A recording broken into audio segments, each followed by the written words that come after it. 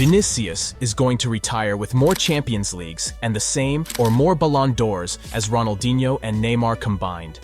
Crazy, right? What if I told you Vinicius couldn't even do kickups? Yes. In his official Real Madrid presentation, Vinicius could barely do 5 kickups. He looked drunk. The kickups were used as a meme by Barcelona fans to troll Vinicius. Everyone in Brazil was shocked that Real Madrid was paying big money for the then 16-year-old. He transferred for a reported fee of $46 million, which was at the time the second most expensive sale of a player in the history of Brazilian football behind only Neymar. The largest amount received by a Brazilian club for a transfer, and the highest amount ever paid by a club for a footballer under the age of 19. He made his debut on 29th of September, coming in as an 87th-minute substitute in a goalless draw against Atletico Madrid. Even though he was on the field for such a short amount of time, he lost the ball nearly every time he got on it. The real controversy started during a Champions League match against Borussia Mönchengladbach. Benzema was caught on camera accusing Vinicius of playing against us, while talking with Ferland Mendy in the 2-2 draw with Mönchengladbach. The tension stemmed from footage that was released following the game on Tuesday. The clip showed the Real Madrid players filtering out from the dressing room and into the tunnel for the second half, with Vinicius standing within earshot of both Benzema and Mendy. In a conversation spoken in French, Benzema tells Mendy, "Don't play with him. On my mother's life, Vinicius is playing against us." Vinicius does not do anything useful, with the left back replying, "When he becomes scared, he loses what makes him great." Following the conversation, Marca reported that Mendy only passed the ball to Vinicius, who both play on the left, 3 times during the second half following the conversation. Vinicius's journey to the top has been nothing but trials and tribulations. Most only see the Champions League medals and the goals, but they never see the memes and criticism of him. This is the story of Vinicius Jr. Vinicius Jr. grew up in São Gonçalo, a neighborhood separated from the more picturesque parts of Rio de Janeiro by the waters of Guanabara Bay and a bridge that is invariably clogged with traffic. It is not a prosperous area, but Vinicius had a stable, happy childhood. He started at the local football school, one of around 120 around Brazil, affiliated with Flamengo, one of Rio's leading sides, at the age of 6. His first coach there was Abrantes, who took to the youngster instantly. Vinicius immediately stood out for his dribbling ability and speed, Abrantes said. When we played in tournaments, teams tried to man-mark him, but they never managed to keep him quiet. He was too quick, too direct. No one could keep up with him. He was unstoppable. At 10, Vinicius officially joined Flamengo's youth system. Strangely, on his first registration form, he described himself as a left back. A loving nod, perhaps, to his favorite Flamengo player at the time, Renato Abreu, who was an attacking midfielder but occasionally filled in at fullback. Overseeing his progress in those early years was Carlos Noval, the executive director of the Flamengo youth teams. He describes Vinicius as unpredictable, fearless, mentally strong, and says those attributes were there right from the outset. He was head and shoulders above the rest. Right from the start, he just used to go at the defenders, exactly like he does today. He wasn't scared of anything. The way he could dribble at pace was impressive. He could change direction in a flash. If I had to pick one word to describe him, it would be joyous. Wherever he went, he won people over with his smile and attitude. It was contagious. Gilmar Popoca was similarly in love. He coached Vinicius in Flamengo's under-13 and under-17 teams, but it was at the under-20 level that their bond was cemented. By that stage, Vinicius was already being talked about as one of the jewels of Flamengo's youth system, but few expected the fireworks he produced at the Copinha, Brazil's most prestigious youth tournament, in 2017. Not least because he was 3 years younger than most of the other players in it. You have to know the right moment to throw a kid into the team in a tournament like that, especially when he has just come from a younger age group, Popoka says. Some of the other boys were on the brink of joining the senior squad, so I had to take care of him, but he seized his chance. Vinicius netted twice off the bench against Central, set 2 goals up against Nacional, and scored a fine winner against Cruzeiro. For all the fancy footwork, and there was plenty of that, the word decisive comes up over and over in conversations with those who have coached him. He settled so many tough games in our favor, Popoka says. He was someone who wanted to take responsibility in difficult moments, who wanted the team to count on him. Some people have said he's not the most clinical, but that doesn't sit well with me. Vinicius was always a good finisher. He was the top scorer in pretty much every age category at Flamengo. Shortly after the Copinha, Vinicius headed to Chile to play for his country in the Under-17 South American Championship. He returned 7 goals and a winner's medal later, with his reputation further enhanced. But not before receiving an earful from Brazil's coach, Carlos Amadeo, about the importance of tracking back. Vinicius was someone we could get in behind the opposition defense, someone who could infiltrate and exploit the space, Amadeo recalls. But before the competition, we noticed one big weakness. He didn't do his defensive work. The Spanish press labeled him the new Neymar, and swooned at the fact he already had a $30 million release clause. He made the cover of Marca before even training with Flamengo's first team. When Real Madrid struck a deal that May to sign him once he turned 18, he had played just 17 minutes of senior football.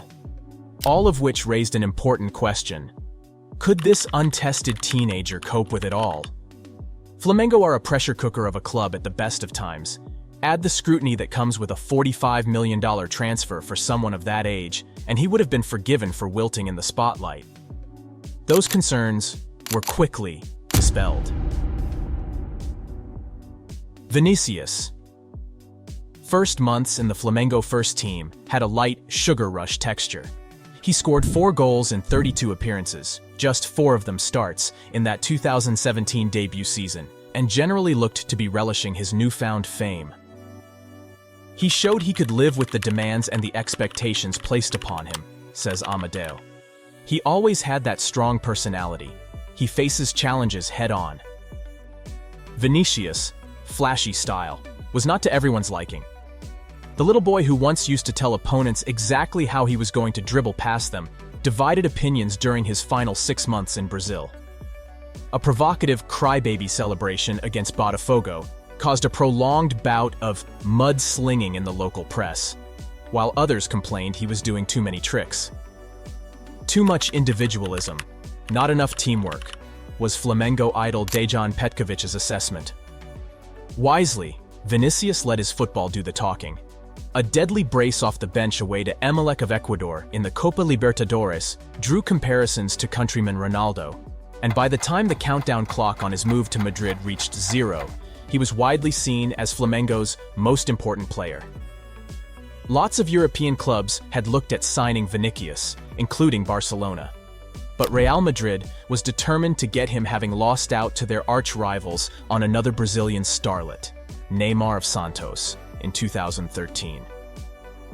While the financials were obviously attractive to the teenager and his family, sources say it was Madrid's in-depth plan for his future which won them over, with the club's talent scout, Vini Calafat, playing a key role. Calafat spent a large amount of time in Brazil, convincing the teenager and those around him of a long-term plan for his development into a starting player at the Bernabeu. After Vinicius had agreed to the move and was waiting another year to turn 18, each week he met with a Madrid employee to review video footage of his own games and also Madrid matches. So, he knew how they expected him to develop. The deal was also a huge marker laid down by Madrid. Calafat had been brought on board in 2013-14 and tasked by club president Florentino Perez with identifying and securing the best young players in the world.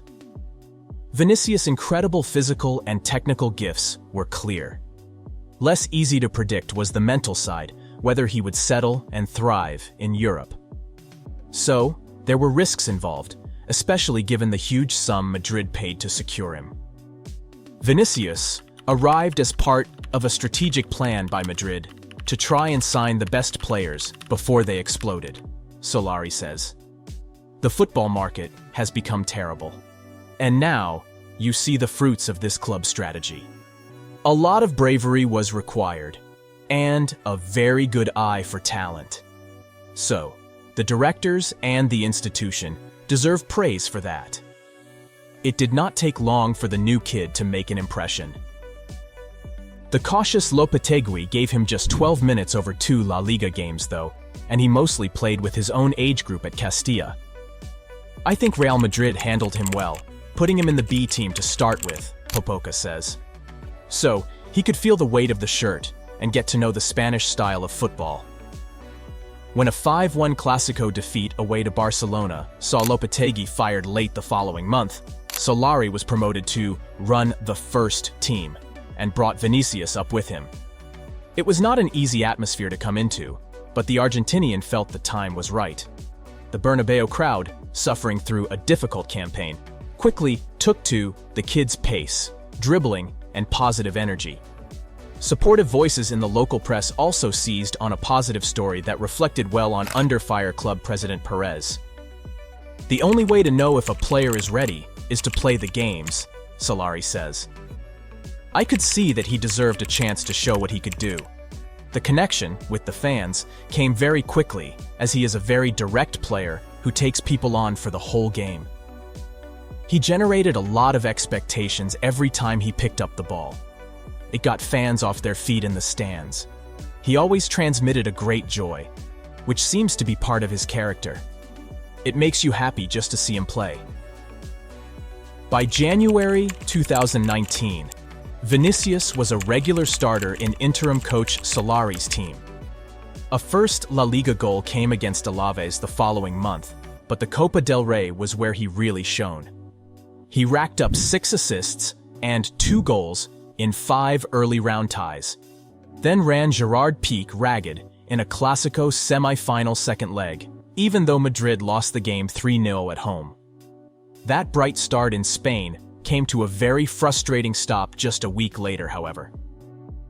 Vinicius left the Champions League last 16 second leg against Ajax at the Bernabeu in tears, having suffered a serious ankle injury. A 4-1 defeat and Madrid's early exit from a competition they had won for the previous 3 seasons saw Solari sacked and Zinedine Zidane returned for a second spell as coach. That summer's transfer window then brought the 100 million-plus arrival of Eden Hazard from Chelsea, a signing Zidane pushed for.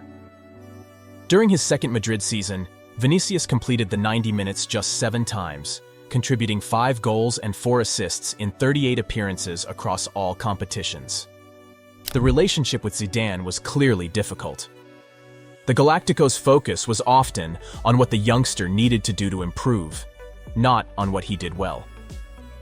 This tough love approach was not necessarily the best for Vini, says someone who knows him well. It was also obvious that Zidane really wanted Hazard to work out, despite the Belgians' continuing problems with form and fitness. Vinicius was sent to the right wing, or to the bench, and did not enjoy either. The problems culminated in an incident at halftime of Madrid's Champions League group game away to Borussia Mönchengladbach early last season, with the German side 1-0 up. "Don't pass to him, brother," cameras caught striker Karim Benzema telling left-back Ferland Mendy about Vinicius. "He's playing against us." Benzema then did not play one pass to Vinicius in the next 25 minutes, in which time Gladbach scored again before the latter was hooked for Hazard, who was making another return from injury. Madrid then scored twice late on to rescue a draw. Sources, however, say the Frenchman and Brazilian have always been close, with their relationship especially forged by time spent together during international breaks, when most of their teammates, who had made their country's respective squads, were absent. There were indeed moments when Vinicius did need an arm around his shoulder. Calafat was among those within the club who kept close to him, while Perez's support from on high was always there. Those who knew Vinicius back in Brazil and were watching his development closely did not doubt he had the character to handle these difficult moments. Vinicius is a typical Carioca person from Rio. Extroverted, talkative, someone who loves to have fun and mess about. His former Brazil under-17s coach Amadeo says, "He's a happy kid. He also has a strong personality. He overcomes difficulties with ease, faces challenges head-on, and can live with the demands and expectations placed upon him." A turning point game against Liverpool, where he scored twice and assisted once, showcasing his talent and decimating Trent Alexander-Arnold. When new coach Carlo Ancelotti started Hazard and Gareth Bale on either side of Benzema in the first 2 games of this season, it did not look so promising for Vinicius. But he did not need long to change Ancelotti's mind, scoring and impressing in 25 minutes off the bench against Alaves in the opener, then scoring 2 world-class goals when given half an hour in the 3-3 draw at Levante a week later. The turnaround took many around Madrid by surprise. "Vinicius has learned how to finish in a week," said Jorge Valdano, while laughing in disbelief during his TV commentary on the latter game. This was no flash in the pan either. He scored 5 times in his first 5 La Liga outings, 2 more than he managed in his 35 league appearances the previous season. Ancelotti also worked with him on the training ground, asking him to get shots off earlier and take fewer touches around the opposition box. Mostly, though, it was about Vinicius getting his confidence back and feeling important again. The familiar smile was back on the Carioca's face. After scoring against Celta Vigo on September 12th, he leapt into the crowd to celebrate with fans back at the Bernabeu for the first time since the pandemic began, 18 months earlier. Within the dressing room, there was now respect from senior teammates for how he had kept working and focused through the difficult times. As the weeks went by, the big moments and important goals kept coming. A theme of Madrid's 2021-22 season has been Vinicius assists on Benzema goals, as happened in the last 16 second-leg comeback against Paris Saint-Germain at the Bernabeu and in both quarter-final games with Chelsea. The Brazilian also showed he could go the whole way himself when burning veteran countryman Fernandinho for a superb solo goal away versus Manchester City in the semi-finals first leg. Vinicius finished the La Liga season with 17 goals and 10 assists, and scored the winner in the Champions League final. Vinicius's performances in the 2023-2024 season, alongside Jude Bellingham and Rodrigo, were crucial for Real Madrid, culminating in a Champions League title and solidifying his idol status with another final goal. Carlo Ancelotti hailed him as the best player in the world, a recognition likely to be confirmed with the Ballon d'Or 2024. Vinicius has faced racial abuse multiple times, highlighting the persistent issue of racism in football. After an incident on May 21, 2023, during a match against Valencia, Vinicius spoke out against La Liga's inadequate response. His courage in identifying perpetrators and stopping the game sparked a significant debate against racism. Despite challenges, Vinicius has continued his fight against racism, receiving support from various organizations, including FIFA. He launched a campaign in Brazil with the slogan, "Racism, don't pretend you don't see it," and a book titled Anti-Racism Education Handbook to promote inclusive education. His efforts led to legal changes in Brazil, including a law named after him to stop matches due to racist conduct. Vinicius' impact extends beyond football through his non-profit organization, Instituto Vini Jr. Founded on education, technology, and sport, the institute launched initiatives like the Aplicativo Base app, CT Base Innovation Hub, and Base de Dados program to enhance education in Brazil. Recognized for his charitable work, Vinicius received the Socrates Award at the Ballon d'Or ceremony and was named UNESCO Goodwill Ambassador for Education for All. His projects have helped 15 schools and 10,000 students, employing over 500 teachers. Vinicius enjoys dancing and fashion, often showcasing his style on social media and at events. His passion for fashion includes collaborations with brands like Gaga Milano and attending Fashion Week events. He is also a basketball fan, frequently attending NBA games and exchanging jerseys with top players. Vinicius' career is a testament to talent, perseverance, and the power of support systems. From his humble beginnings in São Gonçalo to becoming a star at Real Madrid and a global advocate against racism. Vinicius' journey is nothing short of extraordinary. His dedication to both his sport and social causes sets him apart as a true role model. As he continues to shine on the field and make significant strides off it, Vinicius Jr. proves that success is not just about personal achievements, but also about making a lasting impact on society. In a world where athletes are often seen as mere entertainers, Vinicius stands out as a beacon of hope and change. His story is a reminder that with determination, resilience, and a strong support system, one can overcome any obstacle and inspire others along the way. Vinicius Jr. is not just a footballer. He is a force for good, a champion of justice, and a true legend in the making. The world watches as this Brazilian phenomenon continues to rise, knowing that his best is yet to come. If you enjoyed this video, hit the notifications button. We have a blockbuster video coming next.